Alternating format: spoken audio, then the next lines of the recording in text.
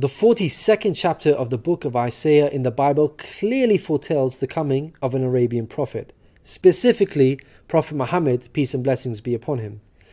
Isaiah describes itself as a prophecy about the future. God states that, "The former things have taken place, and new things I declare."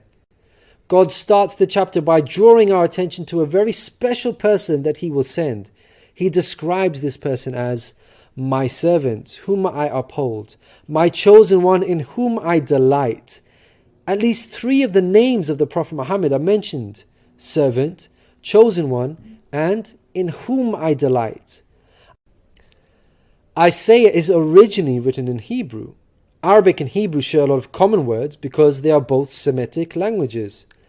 Isaiah uses the Hebrew word ebed for servant. The Arabic word for servant is abd. Prophet Muhammad is known as God's servant. In Arabic, Abdullah. Chosen one is Mustafa in Arabic. This is another of the names of the Prophet Muhammad.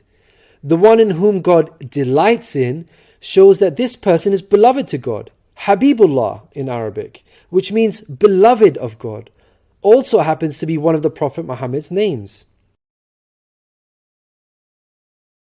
In Isaiah, God also reveals the location of this special person. He states, "Let the wilderness and its towns raise their voices. Let the settlements where Kedar lives rejoice." Out of all the nations on earth that God inspired Isaiah to mention, he chose to highlight Kedar's location, so we should pay special attention. Throughout the Bible, Kedar and his sons are linked to Arabia.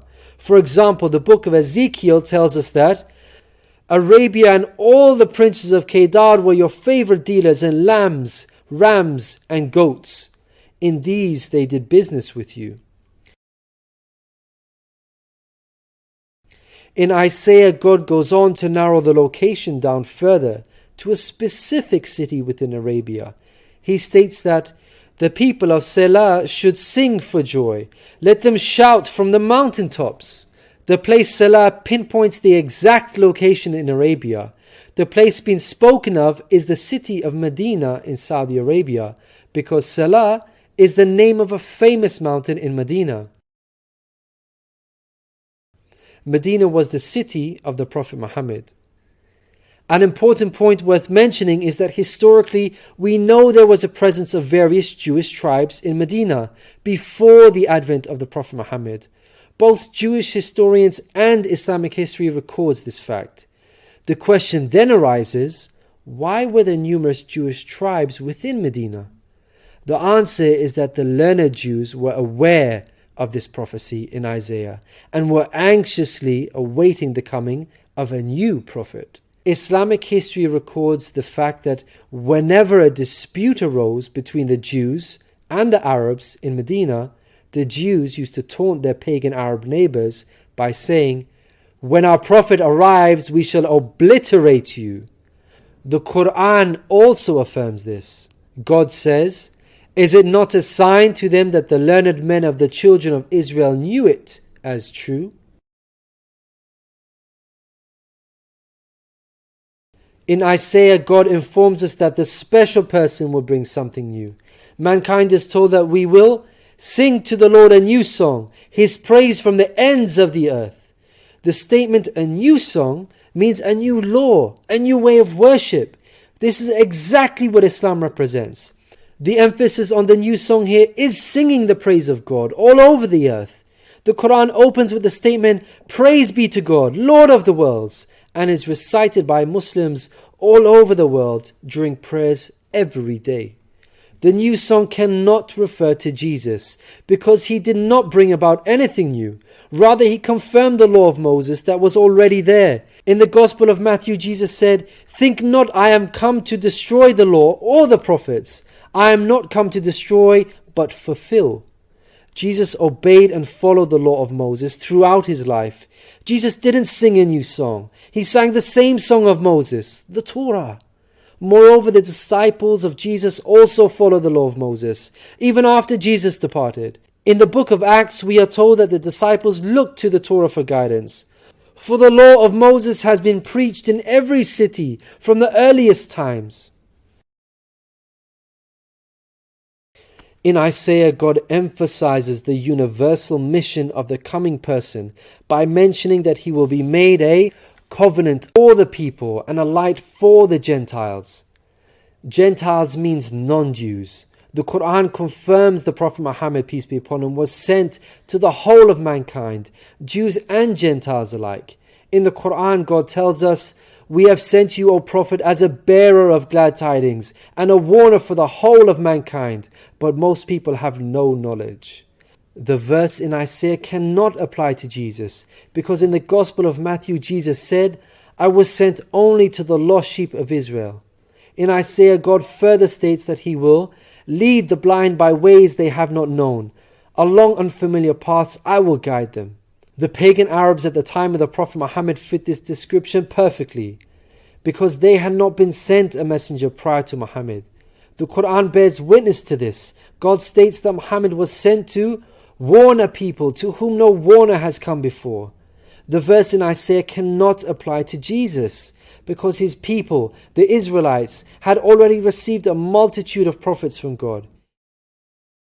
In Isaiah, God emphasizes that this special person will be sent to those who trust in idols, who say to images, "You are our gods." The whole of Arabia at the start of Muhammad's prophethood consisted of idol worshippers. Again, this cannot be a reference to Jesus, because his people, the Israelites, were monotheists and not idol worshippers. Moreover, Jesus explicitly told his disciples to stay away from the idol-worshipping Gentiles, the exact opposite of what God prophesied in Isaiah. The Gospel of Matthew tells us that these 12 Jesus sent out with the following instructions: "Do not go among the Gentiles." In Isaiah, God states that this special person will be a warrior and will go forth as a mighty man. He shall stir up jealousy like a man of war. He shall cry, yea, roar. He shall prevail against his enemies. Throughout history, God has dealt sternly with those who are sent guidance and persist in disbelief. Prophet Muhammad, peace be upon him, had to engage in many battles with the idol-worshipping enemies of God and ultimately prevailed against them. By comparison, Jesus did not triumph over his enemies. According to Christians, he was crucified by them. Moreover, Jesus wasn't interested in fighting. He was not a man of war. He was a pacifist, according to the Bible. He said such things as, "For all who draw the sword will die by the sword," and "My kingdom is not of this world. If my kingdom were of this world, then would my servants fight." In Isaiah, God gives us a list of momentous achievements for this special person. Chief of these is that the idol worshippers will be turned back in utter shame. Not only did the Prophet Muhammad conquer Mecca, the pagan capital of Arabia, but by the end of his life, in just 23 short years of prophethood, Arabia had shunned idol worship and now worshipped the one true God of Abraham. This cannot apply to Jesus, as it was Christians themselves who were humiliated and greatly ashamed for hundreds of years after Jesus.